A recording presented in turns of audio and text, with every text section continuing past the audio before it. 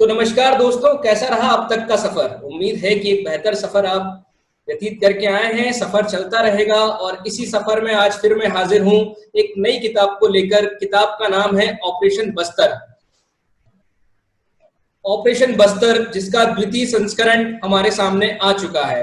Operation Bastar जिसे लिखा कमलेश कमल जी ने, आज मेरे साथ हैं यहाँ पर और हम चर्चा करेंगे ऑपरेशन बस्तर पर, उसकी कहानी पर, एक्सट्रैक्ट्स पर, उसके साथ ही इस विषय पर जो कि ऑपरेशन बस्तर का है, नक्सल और नक्सलवाद। सबसे पहले मैं आप सभी की तरफ से कमलेश कमल जी का स्वागत करता हूं। सर, स्वागत है आपका। पूरी ऑडियंस की तरफ से, पूरे व्यूअर्स की तरफ से मैं आपको नमस्कार करता हूं। नमस्कार कालिका भाई, नमस्कार, स्वागत और अभिनंदन। कैसा रहा सर अब तक का आपका सफर? किताब का द्वितीय संस्करण आ चुका है बहुत जल्दी और बहुत सारी बातें हो रही हैं, काफी सारी चीजें मुझे जानना है और काफी सारी चीजें आप तक पहुंच रही हैं हमारे प्यार के रूप में। तो जानना चाहता हूं कि ये अब तक का सफर कैसा रहा है, कैसा महसूस कर रहे हैं आप? एक्सट्रैक्ट के माध्यम से आपके इस नवाचार जो आपने किया है, इसके माध्यम से भारत भर के जो हिंदी प्रेमी मुझे सुन पा रहे हैं, मैं उन सबको साधुवाद देना चाहता हूं। मैं उन सब के प्रति कृतज्ञता ज्ञापित करता हूं, क्योंकि आप सबने ही मुझे बनाया है। पुस्तक चलती तो यह जीत आपकी थी, अगर नहीं चलती तो मैं मानता कि ये भी आपके लिए है। तो मैं अभिभूत हूं, आप सबने इतनी जल्दी किताब को इतना प्रेम दिया, यह न मैंने सोचा था न प्रकाशक। बस सबसे पहले अभिवादन स्वीकार करें। तो सर, शुरुआत करते हैं जिस विषय के लिए आज हम हैं, बस्तर और नक्सल। तो मैं सबसे पहले तो यही जानना चाहता हूं और मेरे साथ में कई सारे युवा दर्शक भी जानना चाहते होंगे, क्योंकि ये नक्सल, नक्सलवाद, ये दो शब्द ऐसे हैं जिसने पिछले साल बहुत बवाल मचाया। शायद इन्हीं दिनों से कुछ पहले के दिन थे जब काफी सारी गिरफ्तारियां हुई। तो पहला सवाल मेरा यही है कि बस्तर और नक्सल, क्या है बस्तर, कौन है नक्सली, क्या है नक्सलवाद? कालिका भाई, इस प्रश्न को अपने अपने तरह से व्याख्यायित किया जा सकता है जी। मैं यह नहीं कहूंगा कि इसका जो उत्तर मेरा है यही सर्वमान्य हो, अपना अपना दृष्टिकोण है। देखिए, बस्तर एक विविध वर्णी संसार है। इसी बस्तर, इसी उपन्यास में एक लाइन है कि जब नायक सौवीर सिंह का भाई, बड़े भाई, उसको फोन करते हैं, कहते हैं अरे अब भी मलेरिया से मौत, तो कहता है, सौवीर सिंह कहता है, आप रहते होंगे 21वीं सदी में, हम बस्तर में रहते हैं। तो बस्तर का एक अलग संसार है, बस्तर की एक अलग दुनिया है, एक बहुवर्णी संसार है। नक्सलवाद वहां की एक परिघटना है, नक्सल बस्तर नहीं है। बस्तर की एक परिघटना के रूप में एक, यह समझ लीजिए, नक्सलवाद का उपजना वहां पर बस्तर पर जो एक दाग लगता है, या कह लीजिए कि बस्तर की खूबसूरती में जो एक की खूबसूरत, अगर बस्तर का एक शरीर है, उसकी दुखती रग है, या नक्सलवाद के रूप में आप जिसको देखते हैं, वह विरोध है, वह प्रतिकार है, वह संघर्ष है। उसका जो स्वर है उसको भी सुना और देखा जाना चाहिए। लेकिन बस्तर और नक्सलवाद एक नहीं है। बस्तर में किसान भी है, बस्तर में संघर्ष करने वाले मजदूर हैं, बस्तर में गरीबी है, बस्तर में अभाव है, बस्तर में सरलता है, बस्तर में प्रकृति है, बस्तर में पहाड़ हैं, बस्तर के पीहड़ हैं। हम उन सबको कैसे भूल सकते हैं? हम सर, बहुत सारे लोग ये भी जानना चाहते हैं, हमें नहीं पता, क्योंकि हम वो लोग हैं जो पहली से 10वीं तक ये समझते रहे कि हमको पाइथागोरस प्रमेय जो है वो हम याद कर ले तो हमारी जिंदगी बन जाएगी। 11वीं 12वीं में हम यही भ्रमित रहे कि हमने जो सब्जेक्ट लिया है वो सही है या नहीं। 12वीं के बाद में ऐसा लगा कि कॉलेज खत्म कर लें, फिर जिंदगी सही है, और फिर जब जिंदगी जीना शुरू किया तो पता चला अब तो मौत के बाद ही सब सही होगा। तो कभी कुछ सही हुआ नहीं हमारी जिंदगी में, तो हम नक्सलवाद तक पहुंच ही नहीं पाते हैं। ये वो विषय है जो हमें सुनाई देता है लेकिन समझ नहीं आता है। तो हम समझना चाहेंगे कि नक्सलवाद है क्या। देखिए कालिका भाई, ये बहुत बड़ा विषय है। कहते हैं पर्दा दर पर्दा उठता जाएगा, पर्दा दर पर्दा शेष रह जाएगा। Well upon well be lifted, well after well be left behind. अगर हम नक्सलवाद को समझने की कोशिश करते हैं जी, इसको यह एक यात्रा है, इसको 2 मिनट में तो नहीं समझा जा सकता, लेकिन एक शुरुआत हो सकती है। जब आप प्रतिकार के स्वर को सुनने की कोशिश करते हैं और वह अगर भारत में गरीबी के संदर्भ में है और जिसको आप बस्तर और अबूझमाड़ या भारत के तथाकथित रेड जोन के संदर्भ में सुनते हैं, या कह लीजिए जिसको कभी माओवाद का भारतीय संस्करण कह करके जिसकी आप शुरुआत करते हैं, तो जब आप बस्तर एक बार घूमते हैं, गरीबी को देखते हैं और वहां प्राकृतिक संसाधनों के जो दोहन हुए हैं और उसमें कहीं न कहीं एक लूट मची है और गलतियां दोनों तरफ से हुई हैं, किसी एक पक्ष में खड़ा होना कहीं न कहीं से पूर्वाग्रह से ग्रसित होना पड़ता है। जब हम उन आवाजों को सुनने लगते हैं, उस प्रतिकार के स्वर को समझने लगते हैं, तो कहीं न कहीं हम नक्सलवाद को समझने लगते हैं। नक्सलवाड़ी से उपजा हुआ नक्सलवाद अगर भारत के इतने बड़े हिस्से पर फैला है तो कुछ तो बात रही होगी। मुझे लगता है शुरुआत यहीं से करनी चाहिए, जिसको मनमोहन सिंह ने कहा था कि भारत के लिए सबसे बड़ा खतरा सीमा पर जो आतंकवाद है वह नहीं है, नक्सलवाद। अगर इस परिप्रेक्ष्य में अपने देश की एक परिघटना के रूप में, एक समस्या के रूप में पूर्व प्रधानमंत्री ने जिसे सबसे बड़ी समस्या कहा है, एक युवा को क्या यह नहीं जानना चाहिए कि हमारे पूर्व प्रधानमंत्री ने कहा था कि सबसे बड़ी समस्या है, नक्सल में ज्यादा लोग मर रहे हैं सरहदों की तुलना में। एक बार इसलिए देखा जाना चाहिए, उस यात्रा पर निकलिए। मैं कहता हूं अपने मित्रों को, इस किताब की प्रस्तावना में देखें, समर्पण में देखें, तो मैंने कहा है कि देश के युवजनों को समर्पित है कि पुलिस का पक्ष भी देख लीजिए और नक्सलियों का भी पक्ष देख लीजिए। आप तय कर लीजिए आप किधर खड़े हैं, क्योंकि आपको अपनी जो एक धारणा है उसकी निर्मित तो करनी होगी। तो नक्सलवाद मुझे लगता है कि हम कोई डेफिनेशन दे दें, इससे अच्छा है कि हम इसकी शुरुआत के लिए एक उत्प्रेरक के रूप में कार्य करें, तो शायद हमारी जो है ज्यादा हम भूमिका दे पाएंगे। जी कालिका, आपने लिखा, माना जाता है जहां सड़क, बिजली और मोबाइल पहुंच गया वहां से नक्सल भाग जाएंगे। और किताब में हम पढ़ते हैं कि हेमा के पति के रूप में अर्बन नक्सल भी दिखाया। तो सही क्या है? क्या अर्बन नक्सल जैसी कोई चीज है? मैं यहाँ पे जोड़ देता हूँ कि अर्बन नक्सल पर पिछले साल मौजूदा सरकार ने कुछ गिरफ्तारियां की, बहुत सारा विरोध हुआ, बहुत सारे लोगों ने समर्थन दिया। तो सच्चाई क्या? अगर मोबाइल, सड़क, बिजली और नक्सलवाड़ी से नक्सलवाद निकला तो अर्बन नक्सल जैसी चीज क्यों हो गई? देखिए कालिका भाई, हमें यह समझना होगा कि कोई भी क्रांति या कोई भी प्रतिकार या प्रतिरोध विचारधारा के बल पर चलती, विचारधारा। और साथ में जब हम किसी भी आंदोलन को, किसी भी क्रांति को हम जब चलाते हैं, या कह लीजिए कि किसी प्रतिकार या प्रतिरोध को चलाते हैं, तो प्रतिरोध का कोई भी स्वर, उनकी नसों में जो खून दौड़ता है ना, या कह लीजिए जो प्रतिरोध उसकी जो सप्लाई होती है ना, उसके रूप में विचारधारा कार्य करती है। नक्सली, जो आपको आश्चर्य होगा कि बहुत सारे, मैं रहा हूं 3 साल, उन क्षेत्रों में मेरी तैनाती रही है, मैंने करीब से देखा है, तो बहुत सारे लोग जिनको आप नक्सल समझ रहे हैं, जो खुद को भी नक्सल समझ रहे हैं, उन्हें नहीं पता कि नक्सलवाद क्या है। ठीक, तो अगर ऐसे लोग जो उस आंदोलन में शामिल हैं, वो भी पुलिस पर गोली चला रहे हैं, पुलिस भी उन पर गोली चलाएगी, वो भी मर सकते हैं, पुलिस भी मर सकती है। विचारधारा तो वहां कहीं दिखती नहीं। तो यह जो विचारधारा के नाम पर कहीं से कुछ भेजा जाता है, वहां पर भी कुछ लोग हैं जो उसको लेते हैं, और फिर जो है उसके बाद का, जिसको देखिए ये बड़ा बहुत सारे लेयर में होता है, एक विचारधारा का स्तर है, इसके बाद उस पिरामिड पर ऊपर बैठे हुए लोग हैं, फिर उसके नीचे के लोग हैं, उसके नीचे हैं, और जमीन पर जो काडर है ना, जो जमीन पर चल रहा है ना, जो अपनी जान दे रहा है या जान लेने की कोशिश करता है ना, इस उम्मीद में कि हमारा जो है हमारे अच्छे दिन आ जाएंगे और हम अपने सर्वहारा का, उनको कुछ नहीं मिलता। तो अर्बन नक्सल जो है उस लेवल पे नहीं है। जो अर्बन नक्सल की अवधारणा आई, हम यह तो नहीं कह सकते कि अर्बन नक्सल नाम का कोई जीव नहीं होता इस धरती पर, क्योंकि देखिए अगर नक्सलवाद, जो लोग, अगर ऐसा नहीं होता तो आप देखिए बड़े बड़े संस्थानों से, या फिर तथाकथित वो लोग जो हम पंथ का, विषैला वामपंथ मैं कहूंगा, मैं वामपंथ का विरोध नहीं करता, विषैले वामपंथ का करता।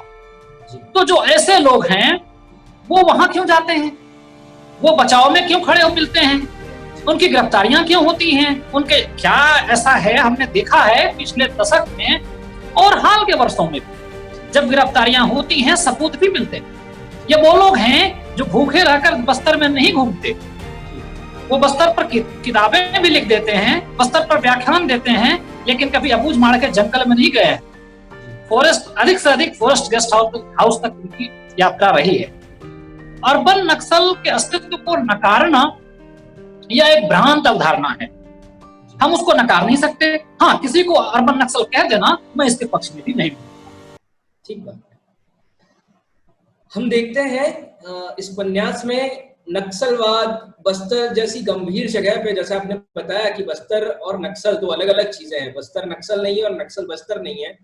तो हम एक और चीज देखते हैं कि इस खूबसूरत जगह पे एक खूबसूरत सी कहानी साथ चलती है, एक प्रेम कहानी जिसकी नायिका है इला। तो ये नक्सलवाद और बस्तर के बीच प्रेम लिखने का विचार कैसे आया आपको? देखिए, बात इसके ठीक उलट है जी। मुझे प्रेम लिखना था और कहते हैं कि ऐसी वैसी बातों से तो चुप रहना ही बेहतर है, या फिर ऐसी बात करो जो चुप रहने से बेहतर।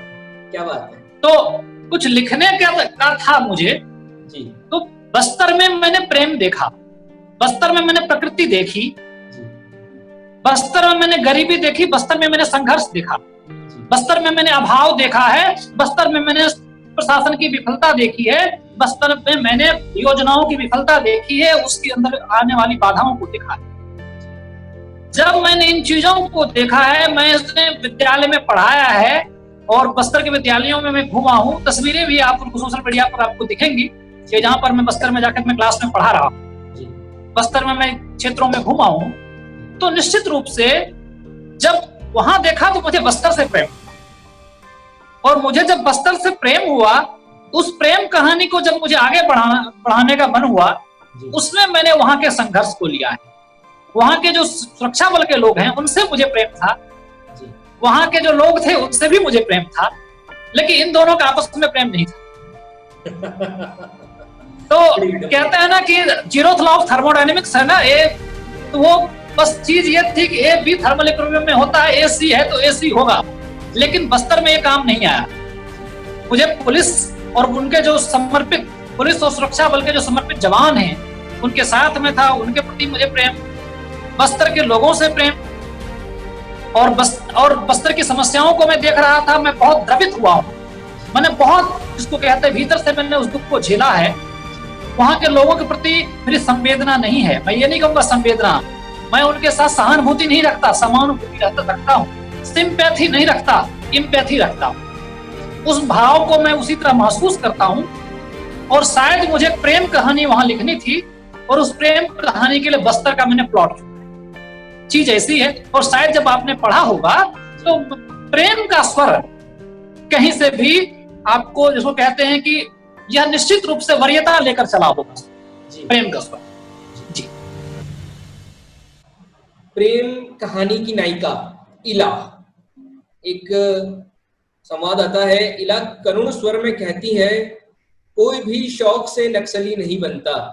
और आपने भी कहा, तो क्या हर नक्सली के साथ ज्यादती होती है? क्योंकि अभी आपने जैसा बताया कि विचारधारा तो कहीं नजर आती नहीं, तो क्या वहां पर जितने भी लोग हैं सबके साथ में ज्यादती हुई इसलिए वो नक्सली बने हैं, या कोई और भी कारण है, लोग फायदे के लिए नक्सली बन जाते हैं, कुछ और कहानी है? क्योंकि इससे ही जुड़ा मेरे पास में एक संवाद और आता है कि एक जगह पढ़ते हैं कि बात करेंगे गरीब गुरबों के हक की और छीन लेंगे उन्हीं का हक, आंगनबाड़ी का राशन, बच्चों का हक, ये माओवादी नहीं सुविधावादी है, कमाओवादी है।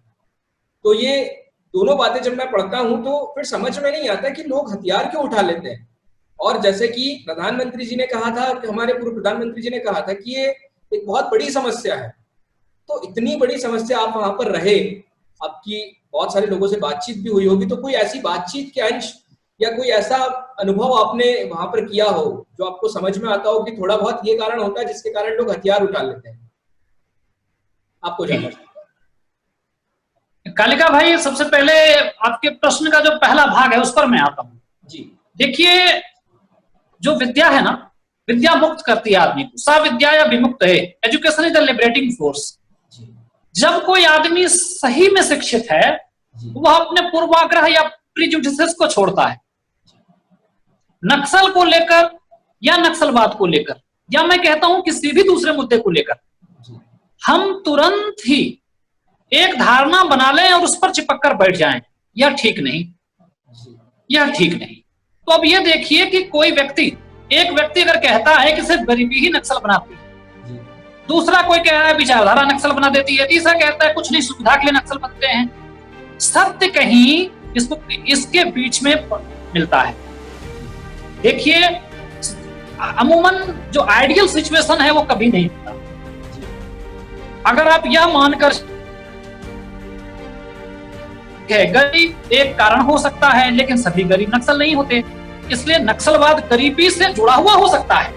लेकिन कोई व्यक्ति गरीबी और अभाव के कारण नक्सल बन जाए और हम उसको ग्लोरीफाई करते हैं, गरीबी और अभाव ने नक्सल बना दिया, तो यह जो है फॉल्स एजम्पशन है, या मैं कहता हूं generalisation. This generalisation is quite dangerous. इस तरह का जनरलाइजेशन नहीं होना चाहिए। उसकी बहुत सारे लोग सुविधा के लिए बनते हैं, बहुत सारे लोग एक पावर दिखता है उनको उस समय में, इसके लिए भी बन जाते हैं। अच्छा, और हाँ, ऐसा होता है कि भाई हम अगर बंदूक उठा लेंगे तो हमारी पूंछ पड़ जाएगी थोड़ी सी, ये भी कारण हो सकता है। हम सरेंडर कर देंगे और फिर नौकरी मिल जाएगी, नक्सल बनेंगे क्योंकि वहां पर बहुत सारी योजनाएं हैं। ऐसे भी लोग नक्सल बनते हैं कि वह बंदूक उठाएंगे और चाहेंगे कि हमारा नाम आएगा, और उनका नाम आ गया, इसके बाद वो सरेंडर करेंगे। सरेंडर करेंगे तो उनको नौकरी मिलेगी, ऐसा भी होता है। इसलिए आपको 360 में 360 डिग्री में देखने की जरूरत होगी। हम ऐसा बिल्कुल न माने कि अभाव ने किसी को, सब लोग अभाव में नक्सल बन जा रहे हैं, सभी लोग किसी विचारधारा से प्रेरित होकर बनते हैं। बहुत सारे कारण हो सकते हैं, वे भी कारण हो सकते हैं जिनकी हम या आप चर्चा यहाँ ना कर सकें, लेकिन हम और आप ओपन माइंड से, खुले दिल से उसके लिए तैयार रहें। हम, आप, हमारे पाठक, कि हम खोजें, हम विमर्श तो शुरू करें अपने यहाँ। विमर्श की वो, मुझे लगता है कि अभी उस स्तर में हम नहीं हैं जहां पर विमर्श की वह प्रतिष्ठा और महत्ता हो जो पहले हुआ करती थी जी। तो हम विमर्श शुरू करें। सर, मेरा जो है, मुझे नहीं पता कि आपने किताब लिखना कब प्रारंभ की थी, और आप देखिए कि आपने जो संदर्भ लिया और कहानी जिस तरीके से आगे बढ़ती है, तो बात पुरानी हो या बात नहीं हो, आकर जुड़ ही जाती है एक जगह पर। लेकिन यहाँ बात थोड़ी सी जुड़ी हुई तो है, लेकिन थोड़ी सी अलग है, जुड़ने के बाद भी अलग है। जैसे हम देखते हैं कि सुरेखा जो है वो नक्सली है, वो गर्भवती हो जाती है, और हम देखते हैं कि जो उसके साथी हैं, आसपास का समाज है, उसके प्रति चूंकि वो गर्भवती हो गई है तो एक संवेदना आ गई। सेम ठीक वैसा ही मामला अभी थोड़े दिन पहले सोशल मीडिया पर उछला, और जिस तरह की टिप्पणियां हुई, मामला क्या है, मेरे व्यक्तिगत विचार क्या है, ये विषय नहीं रखता। विषय रखता है कि जिस तरह की टिप्पणियां हुई। मैं बात कर रहा हूं जामिया विश्वविद्यालय के प्रदर्शन की, और उसमें वो प्रदर्शनकर्ता की एक लड़की जो कि गर्भवती हो जाती है, वो जेल में है, और समाज उस पर जिस तरह की टिप्पणियां करता है, तो टिप्पणी ऐसी है कि उस पर आपत्ति होना चाहिए, टिप्पणी आपत्तिजनक है। तो आपको क्या लगता है कि ये जो दोनों मामले हैं, और वर्तमान समाज जो है, वर्तमान सोशल मीडिया जो है, जिस तरह की घटना हुई, आप क्या कहना चाहेंगे? देखिए कालिका भाई, मैं मनसा वाचा कर्मणा एक होने में यकीन रखता हूं। My words and my deeds are always congruent, हरदम एक होते हैं। इस संदर्भ में जैसा मैंने पुस्तक में लिखा है, अगर आप देखें जिस मामले की आप बात कर रहे हैं, उसी मामले पर मैंने भी सोशल मीडिया पर एक टिप्पणी लिखी थी, जिसमें मैंने लिखा था कि उस पर जिस तरह के आरोप, जिस तरह की बातें की जा रही हैं, वह भारतीय संस्कृति नहीं है। यह मेरे सोशल मीडिया पे है, मेरे वॉल पे है, कोई भी व्यक्ति देख सकता है। देखिए, भारतीय, मैं आपसे कह रहा था ना कि भारतीय संस्कृति स्वीकार्यता की संस्कृति है, समावेशी संस्कृति है। भारतीय संस्कृति में तो जब युद्ध भी लड़ते थे तो सूर्यास्त के बाद युद्ध नहीं लड़ना, शंख बज गया अब युद्ध नहीं होगा। हम तो युद्ध में भी गरिमा रखते हैं। और अपने यहाँ ऐसे आपको लड़ाई है, विचारधारा की लड़ाई है, वो जहां गलत है वहां विरोध कीजिए, लेकिन स्त्री की गरिमा का सम्मान होना चाहिए। नारी शक्ति चाहे वह किसी भी धर्म की हो, किसी भी मजहब की हो, उसका सम्मान होना ही चाहिए। जहां गलत है वहां सजा दिलाइए उसको, कौन रोक रहा है आपको। लेकिन व्यक्तिगत टिप्पणियां और अमर्यादित टिप्पणी, या देखिए, जिस एक साधारण सी बात मैं आपसे कहता हूं, जिस व्यक्ति के पास विरोध करने के लिए अच्छे शब्द नहीं होते या विचारधारा नहीं होती, वे गाली गलौज का उपयोग करते हैं। अगर मान लीजिए कुत्ते को कुछ अच्छा लग जाए तो भौं भौं करेगा, और कुत्ते को बुरा लगे तो भी भौं भौं करेगा, क्योंकि कुत्ता भौं भौं ही कर सकता है। कुत्ते को प्यार आ रहा है, भूख लगी है, कुछ भी करे, क्योंकि उसके पास लिमिटेड चीज है। एक व्यक्ति इस मामले में विशिष्ट है कि उसके पास तो विकल्प हैं, लेकिन यदि आदमी का दिमाग बंद है तो उसके पास विरोध करने के लिए, वह किसी को नापसंद कर रहा है लेकिन उसकी बात को गलत प्रमाणित करने के लिए उसके पास तर्क नहीं है। ऐसे में अमर्यादित टिप्पणी, गाली गलौज पर उतरता है कोई व्यक्ति। जिस मामले की आप बात कर रहे हैं, मेरा मानना है जहां अगर किसी ने कभी देश विरोधी आचरण किया है उसको उसकी सजा मिलनी ही चाहिए, उसी धारा के अनुरूप मिलनी चाहिए। लेकिन जो हमने भारतीय संस्कृति में देखा है, हम कुंती को याद कर लें, कर्ण का उदाहरण हमारे सामने है, कुंती का उदाहरण हमारे ही सामने है, और ऐसे बहुत सारे उदाहरण हैं भारतीय संस्कृति में। अब सबसे पहले चले जाइए भाई, आप शकुंतला की बात कर लेते। तो जब भारतीय संस्कृति के परिप्रेक्ष्य में हम देखते हैं, यत्र नार्यस्तु पूज्यन्ते रमन्ते तत्र देवताः की संस्कृति है, आपको किसी स्त्री या किसी लड़की के इस तरह के बारे में गलत टिप्पणी करने के लिए आपको बचना चाहिए। मुझे लगता है यह गरिमापूर्ण नहीं है। एक व्यक्ति अगर हम में दम होगा तो हम विरोध जो शब्दों से कर लेंगे ना, हम चीजों पर वाद विवाद संवाद हो, हम लिखकर साबित करें कहां गलत, तथ्य ढूंढे, खोजी पत्रकारिता हो, इस तरह की चीजें हो, स्पीडी ट्रायल हो। ये मैं नहीं मानता कि ये कोई उचित चीज है, और मैं इसके लिए बेबाक होकर रहूंगा। जब मैं हरदम सोचता हूं अगर मैं किसी चीज के पक्ष में लिख रहा हूं तो विपक्ष क्या होना चाहिए। अगर हमारी दृष्टि जो है जितनी विस्तृत होगी वह हमारे अध्ययन को दिखाता है। एकांगी दृष्टिकोण छिछले ज्ञान से उत्पन्न होता है, इसलिए मैं उससे बचना चाहूंगा। जी, मैंने ये जो प्रश्न था इसको आज मतलब सोचा था कि मैं आपसे नहीं पूछूंगा, लेकिन अब बातचीत इतनी रुचिकर होती जा रही है कि अब मैं अपने आप को रोक नहीं पा रहा हूँ। तो मैं आपको दो बातें बताता हूँ। सबसे पहले, जब हम आज के युवाओं से बात करते हैं और प्रेम की बात करते हैं, मैं वैलेंटाइन की बात नहीं करूंगा, मैं भारतीय प्रेम की बात करता हूँ, बसंत पंचमी में विश्वास रखता हूँ, तो हम देखते हैं कि बजरंग दल का जब नाम लिया जाता है तो ऐसा माना जाता है कि बजरंग दल के लोग यानी प्रेम के विरोधी। दूसरा, मैं जिस शहर से हूँ, इस शहर के एक कवि जो कि नेता भी हैं, उन्होंने एक बार ऐसे ही वैलेंटाइन डे मनाना चाहिए या नहीं मनाना चाहिए इस पर चर्चा हुई, तो उन्होंने कहा कि प्रेम तो हमारे यहाँ संस्कृति में है।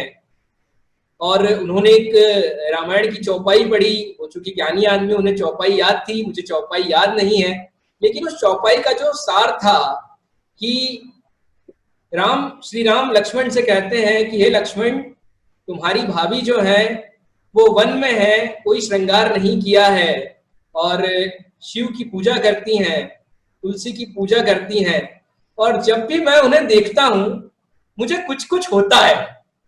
तो श्री राम का ये संवाद जब वो अपने भाई से कहते हैं, क्योंकि उस समय तो गाने बने नहीं होंगे तो वो गाना उन्होंने गाया नहीं, लेकिन जिस तरीके से, जिस चौपाई में उन्होंने अपनी बात रखी, जिस तरीके से उन्होंने कहा, तो समझ में आता है कि प्रेम और संस्कृति दोनों साथ साथ चलते आए हैं। हम देखते हैं शिव और पार्वती का प्रेम, हम देखते हैं कि किस तरह शिव क्रोधित हो जाते हैं जब वो सती हो जाती है।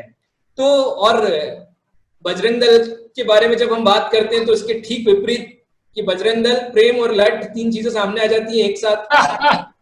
और आपने जिस खूबसूरती से बजरंग दल के एक कार्यकर्ता को उसकी खुद की बहन के प्रेम को लेकर के जो स्वीकृति दिखाई और जो समझदारी दिखाई, तो जब मैं वो पढ़ रहा था तो मुझे वो जो जिस चौपाई की मैंने चर्चा की, वो चौपाई मेरे दिमाग में आई कि ये वो कार्यकर्ता है जो कभी ना कभी श्री राम की सेना में होगा और इसे पता है कि प्रेम क्या होता है, इसे पता है कि श्री राम ने भी कहा था कि कुछ कुछ होता है भाई, तुम नहीं समझोगे।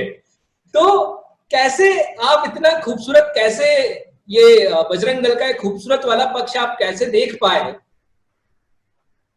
देखिए कालिका भाई जी, भारत का नायक वही हो सकता है जो समन्वय की अपार क्षमता रखता हो। क्या बात है। यह निश्चित रूप से हमें मानना पड़ेगा, क्योंकि हम सृष्टि को मैथुनी, उत्पत्ति में यह सृष्टि मैथुनी है जी, लेकिन अपने स्वभाव में मृत्युंजयी है जी।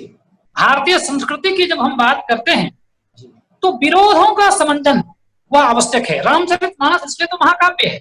जी, जब यह इतिहास, यह मैं लिख रहा था ऑपरेशन बस्तर, अब देखिए जो नायिका है इला, उसका भाई बजरंग दल का कार्यकर्ता है और भाई सपोर्ट में आ रहा है जी। क्या विरोध है? और विरोधों का सामंजस्य अगर हमने किया तो कुछ अलग कहे, अगर वह विरोध किया तो वह टिपिकल हो गया। देखिए एक लेखक को कभी भी स्टेरियोटाइप नहीं होना चाहिए, उसमें कुछ नवाचार होना चाहिए, उसका दृष्टिकोण। देखिए विशिष्ट अनुभूति ही साहित्य है, विशिष्ट साहित्य है। औसत अनुभव से औसत साहित्य लिखा जाता है, विशिष्ट अनुभव अनुभूति से ही विशिष्ट साहित्य की निर्मिति होती है। मेरा यह मानना है कि आप कुछ हटकर, जो एक्स फैक्टर कह लीजिए, अगर जो इला है और इलियट जो उसका भाई है बजरंग दल का कार्यकर्ता है, लेकिन आपको उससे नफरत नहीं हो, आप उससे भी प्रेम करेंगे, इलियट से भी, आपको इला के प्रति भी। और मैं कहता हूं कि सुरेखा के प्रति, मुझे बहुत लोगों ने कहा, मुझे किसी ने कहा था कि इस उपन्यास की नायिका तो सुरेखा तो नक्सली है। आप क्या सोचते हैं कि जेएनयू से निकली होगी, बदमाश होगी? मैंने उसको, वो बहुत डेंजरस टाइप की, कुछ इस तरह के कुछ लोग सोचते हैं। मैं ये नहीं कहता हर कोई सोचता है, मैं हर वक्त जो है जनरलाइज नहीं करता कभी। सुरेखा का एक अलग रूप सामने आता है, एंडिंग कुछ अलग सामने आता है हमारे सामने। तो हम प्रेम के तत्व को तो निकाल ही नहीं सकते हैं। हम तो प्रेम से, यहाँ तो रोबोट को भी, देखिए मैंने लिखा भी है, अपने यहाँ तो रोबोट को भी प्यार हो जाता है फिल्मों में, हम तो मनुष्य हैं। तो भारतीय संस्कृति जो है, देखिए यहाँ कोई जेम्स बॉन्ड फिल्म नहीं बनती, क्योंकि दिखाया जाता है कि जेम्स बॉन्ड का जो नायक है वो अपने मिशन को अंजाम देगा, उसके लिए नायिका उतनी महत्वपूर्ण नहीं होती। मैंने ज्यादा नहीं देखा है, लेकिन ये है, उसका थीम ये है। लेकिन अपने यहाँ अगर कोई रोबोट भी बनेगा तो उसको प्यार हो जाएगा। अपनी संस्कृति में कोई भी ऐसी, आप देखिए कोई फिल्म बने उसमें प्यार ना हो तो मजा नहीं आएगा। तो हम तो प्रेम करने वाले लोग हैं, प्रेम की हमारी संस्कृति है, और विरोध से तो प्रेम और भी उफान लेता है। ठीक है, तो विरोध हो, विरोध करने वाले करेंगे, करना चाहिए नहीं करना चाहिए उनको तय करना है। लेकिन इतना निश्चित है कि सृष्टि में जब तक मनुष्य है, और हम साहित्यकार तो सहृदय होता है, तो संभावना प्रेम की हरदम बनी रहेगी और बनी रहनी चाहिए। जी, बहुत खूबसूरती से आपने सारे प्रश्नों का उत्तर दिया और कई सारे युवा लेखकों की आप प्रेरणा बनेंगे। जिस आत्मविश्वास के साथ में, जिस स्नेह के साथ में आपको पढ़ा गया, मुझे यकीन है कि आप कई लोगों की प्रेरणा बन चुके होंगे, बन रहे होंगे, और निरंतर आपसे कई लोग प्रेरित होते रहेंगे। इसी के साथ मैं आज्ञा चाहूंगा आज के इस शो को समाप्त करने की, आज की चर्चा को समाप्ति की ओर ले जाने की।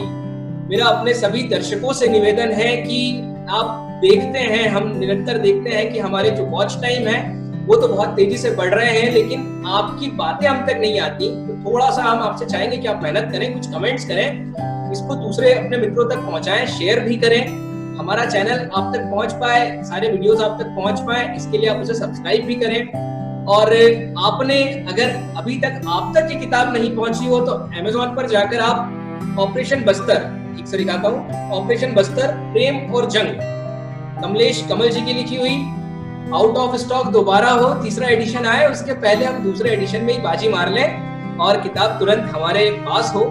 इसी उम्मीद के साथ मैं विदा लेना चाहूंगा, सर आपसे विदा लेना चाहूंगा। बहुत बहुत शुक्रिया, बहुत बहुत धन्यवाद कि आपने अपना समय दिया, आप आए और इतनी खूबसूरती के साथ, इतने प्रेम के साथ में आपने सारे प्रश्नों पर उत्तर दिया। तो बहुत बहुत शुक्रगुजार हूँ आपका कि आप यहाँ पर आए। बहुत बहुत धन्यवाद सर। अशेष आभार, अनंत शुभकामनाएं। जय हिंद। जय हिंद।